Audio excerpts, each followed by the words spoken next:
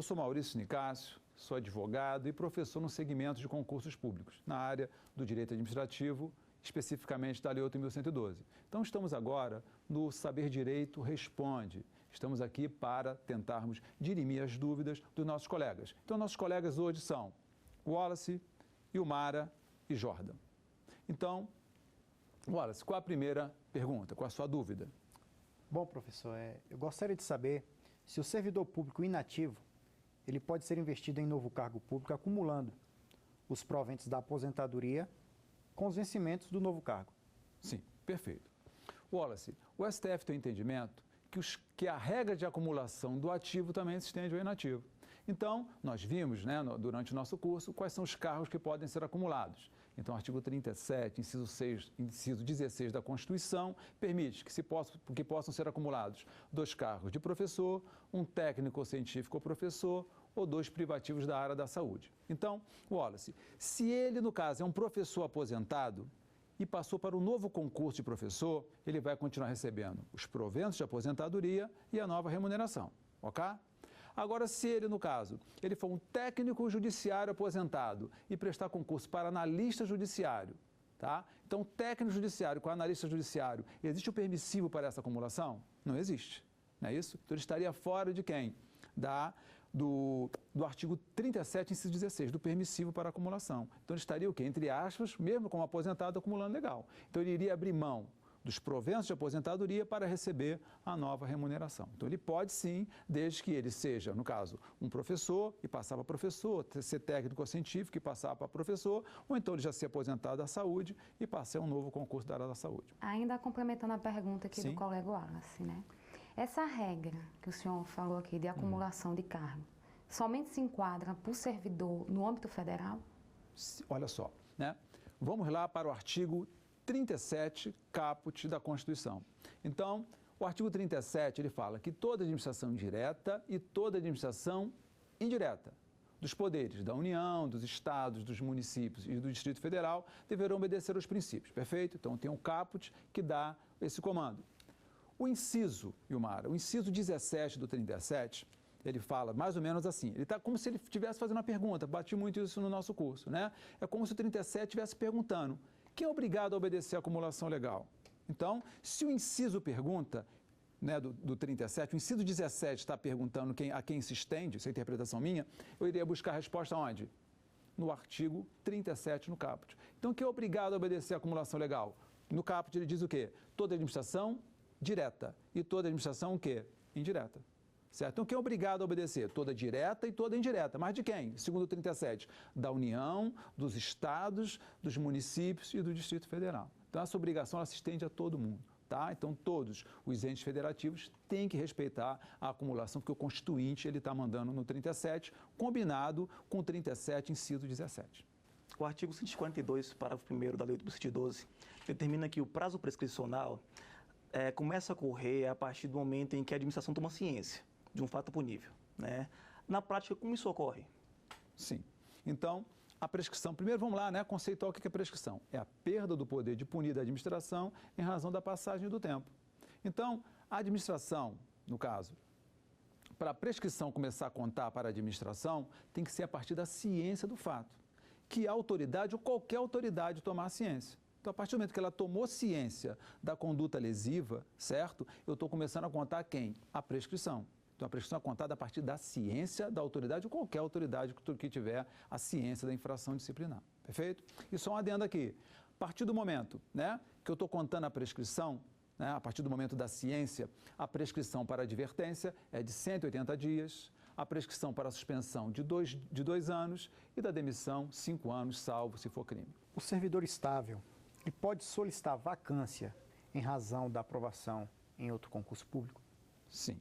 Olha só, não existe previsão expressa na 8.112 de declaração de vacância, certo? Mas sim, se ele é estável em um ministério e passar, vamos supor, para o STF, ele declara a vacância, no caso no ministério, para poder entrar em exercício no STF. E é claro, Wallace, que ele vai passar por um novo estágio, certo? Um novo estágio probatório onde? No STF. Bom, então, a estabilidade, ele do Ministério, quando ele passa para o STF, ele vai chegar estável no STF, certo? Uma estabilidade ele consegue arrastar, mas tem que fazer um novo estágio probatório. E para isso ele declara a vacância no órgão de origem. Perfeito? No caso de um servidor público, né, que ele ainda não possui estabilidade e ele logra êxito em outro concurso público, que esse concurso ele possui curso de formação.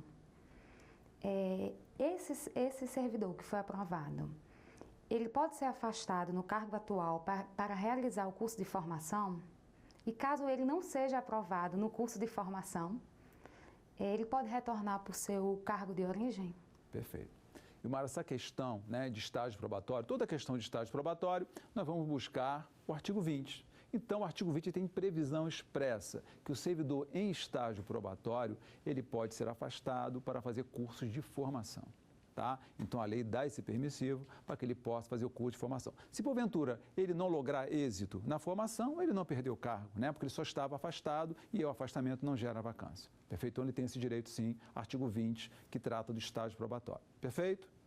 Vamos lá, Jordan. O parágrafo único do artigo 137 da Lei 8.112 preceitua que nos casos de demissão por infringência de algum dos incisos, né, especial do artigo 132, o servidor não mais poderá retornar à administração, né?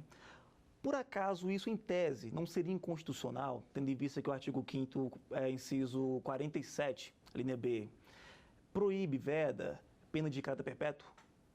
Sim, eu vou te dar aqui a minha opinião, entende? Né? Ô Jordan, o que se entende? Então, ele está mencionando o artigo 137, parágrafo único. Então, o que o 137, parágrafo único traz? Ele traz as infrações que geram demissão, certo? E que se porventura o servidor vier a praticar, ele vai ser demitido. Só que o 137 da 8.112 no parágrafo único, ele diz, né, que são 7 condutas demissivas, certo? Então, se ele porventura cometer crimes contra a administração, se ele cometer improbidade administrativa, lesão aos cofres públicos, dilapidação do patrimônio público, emprego ou aplicação irregular de dinheiros públicos ou corrupção, ele seria demitido e não poderia nunca mais retornar ao Serviço Público Federal por meio de novo concurso. Perfeito? Então, a meu ver, isso se encontraria quem? Né? O artigo 5º, que se falou muito bem, inciso 47, que traz as penas proibidas no Brasil. Então, o que o 5º 47 ele fala? Que no Brasil é proibido quem? A pena de morte, não é isso? Salvo em guerra declarada, banimento, cruéis, trabalhos forçados e prisão perpétua. Certo? Então, o nosso Constituinte originário, ele deu o comando de não perpetuação de quem? Das penalidades. E, a meu ver, isso é inconstitucional, sim. E a corrente majoritária entende que geraria o quê? Uma inconstitucionalidade, esta demissão, né, que não poderia gerar o direito dele voltar futuramente por meio de outro concurso público. Então, a meu ver, seria um contexto inconstitucional, sim. Concordo com você.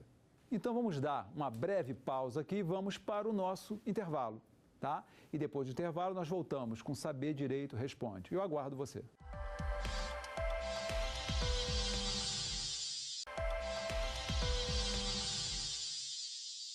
Então, estamos de volta no Saber Direito Responde. Vamos dar continuidade às perguntas do Wallace, da Ilmara e do Jordan, ok?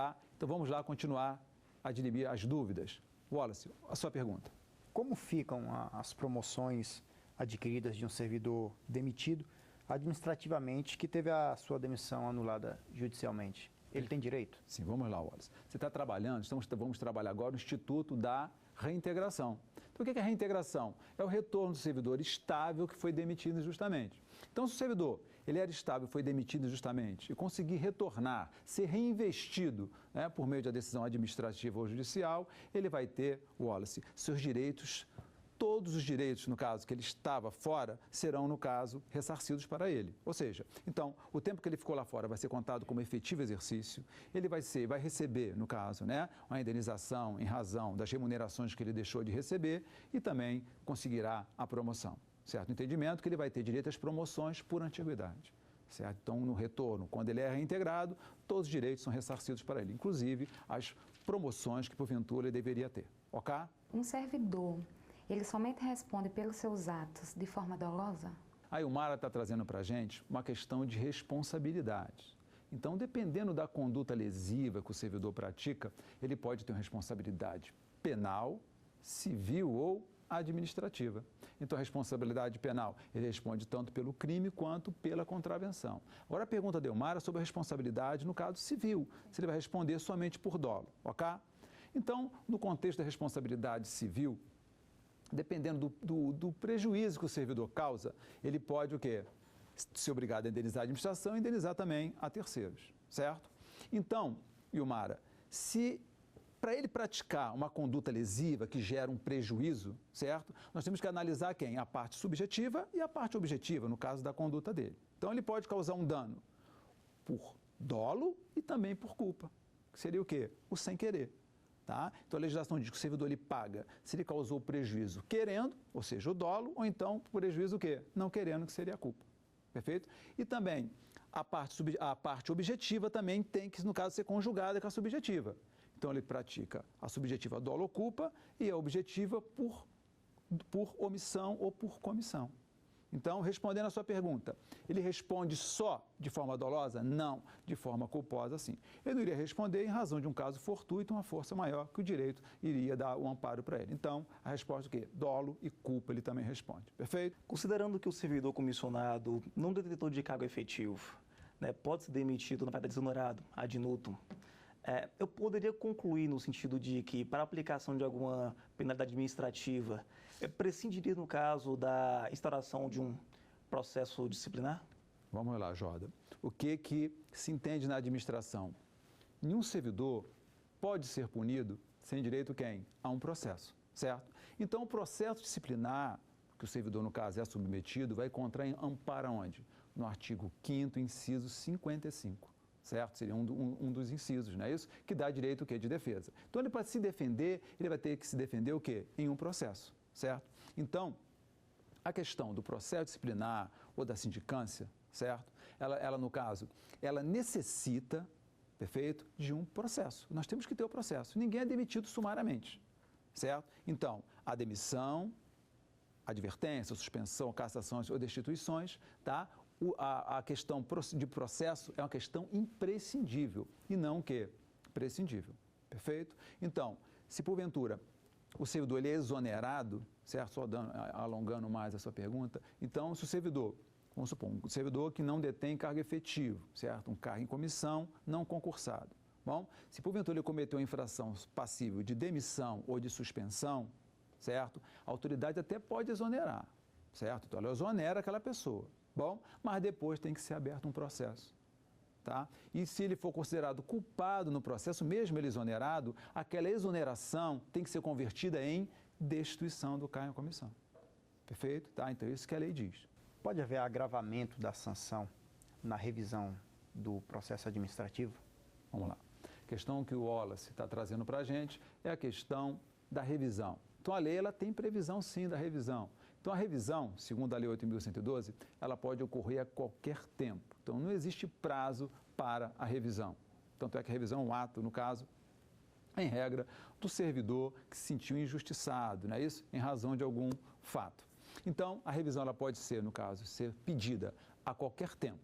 E quem é que pode pedir a revisão? Quem pode pedir é quem? O próprio servidor, se ele estiver vivo, é claro, né? Porque ela pode ser a qualquer tempo. Se, porventura, ele... Se tiver, no caso, falecido, seriam quem?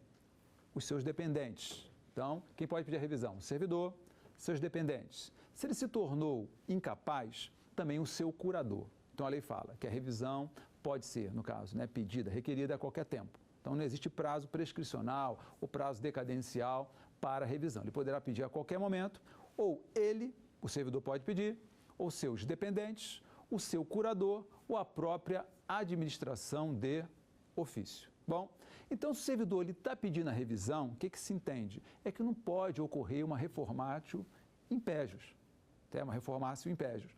Ou seja, se ele está pedindo a revisão, ela não pode ser agravada. Tá? Então, o entendimento é que a revisão não se agrava. Perfeito? Entendido? Então, olha, então a revisão ela pode ser a qualquer tempo. Perfeito? É comando legal. Bom, e quem é que pode pedir essa revisão? Revisando bem, no caso, quem é que pode pedir a revisão? O servidor, seus dependentes, o seu curador ou a própria administração de ofício. Que a administração ela tem a obrigação de rever seus atos eivados de vícios. Bom, então o entendimento é que a revisão não pode gerar um agravamento da penalidade que o servidor sofreu, no caso, injustamente. Quais são os requisitos temporais para um servidor fazer um mestrado no Brasil? Né, que a gente sabe que muitos servidores hoje, ao mesmo tempo, desenvolvem suas funções e pretendem buscar uma pós-graduação aqui no Brasil mesmo. A resposta para a sua pergunta está no artigo 96A, Bom, então o que o artigo 96A ele traz para a gente? Ele traz a pós-graduação estrito sensu no Brasil. Então, essa pós-graduação é estrito, não é lato sensu. O que seria estrito sensu?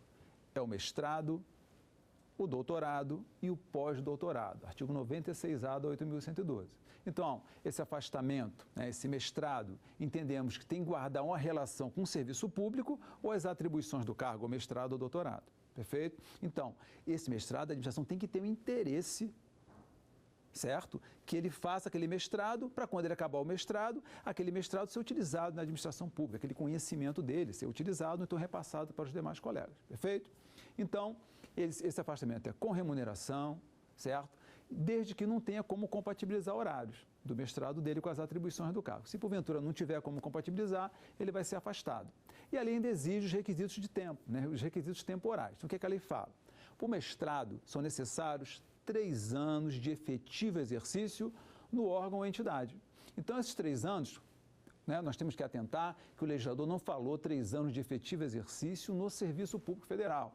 Ele falou 3 anos de efetivo exercício no órgão ou entidade. Entendeu? Então, Imara, então se você é servidora, vamos supor, de um ministério, tem 5 anos de efetivo exercício no ministério, aí você passa em um concurso para o STF. Você vai levar os 5 anos para o STF?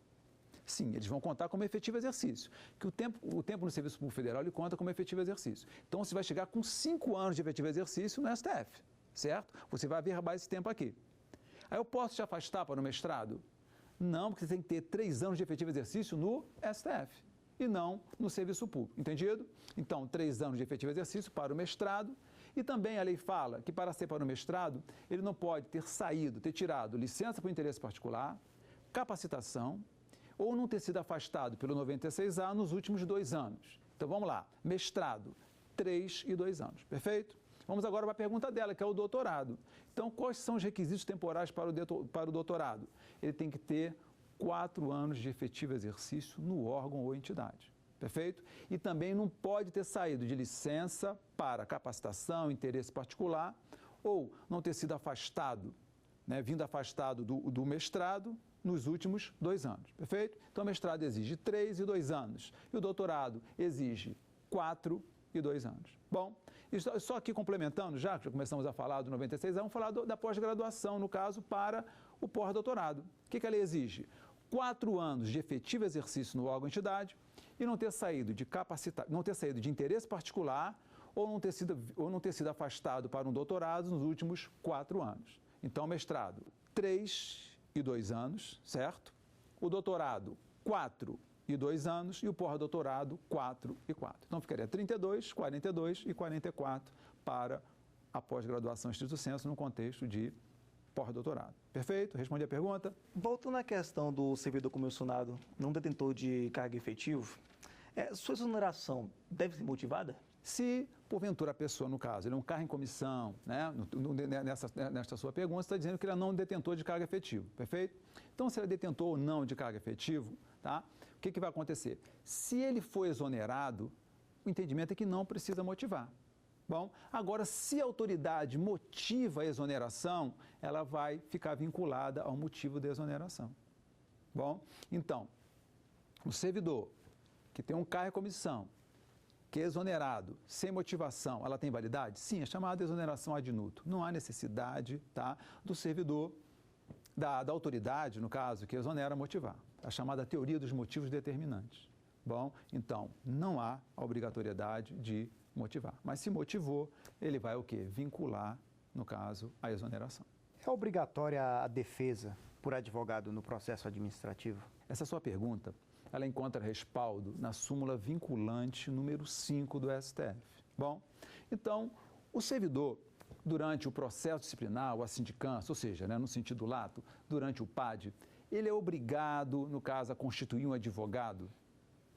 Não, o STF entende, pela súmula vinculante número 5, que ele não estaria obrigado a constituir um advogado. Isso não seria, no caso, na visão do STF, uma falta de um direito e garantia individual da pessoa, no caso, ter a defesa técnica, certo? Então, o STF hoje entende, pela súmula vinculante número 5, que o servidor pode ser demitido sem defesa técnica. Tá? Então, não adianta mais, no caso, o servidor não constituir advogado e depois da demissão, depois dele já ter perdido o vínculo, ele chegar e invocar, no caso, né, ou seja, impetrar o mandado de segurança, alegando que faltou a defesa técnica. Porque, como todos nós sabemos, a súmula vinculante, ela vincula todo o Poder Judiciário e toda a administração pública, perfeito? Então, se ele, no caso, não constituiu advogado durante o processo e foi demitido, segundo a súmula, tá? Não tem mais jeito. Perfeito, Wallace? E agora nós terminamos o Saber Direito Responde. E eu agradeço muito a presença do Wallace, a presença da Ilmara e a presença do Jordan. Bom, e também agradeço muito a audiência de todos, né, de segunda a sexta-feira, durante o nosso curso, tá? Eu agradeço muito e as dúvidas, se porventura, no caso, vierem, persistirem, entre em contato com a gente, ok? Então, um até breve a todos vocês e muito obrigado. Ficou com dúvidas sobre o assunto? Então mande um e-mail para a gente, saberdireito@stf.jus.br. Você também pode estudar pela internet, viu? É só acessar o site tvjustiça.jus.br.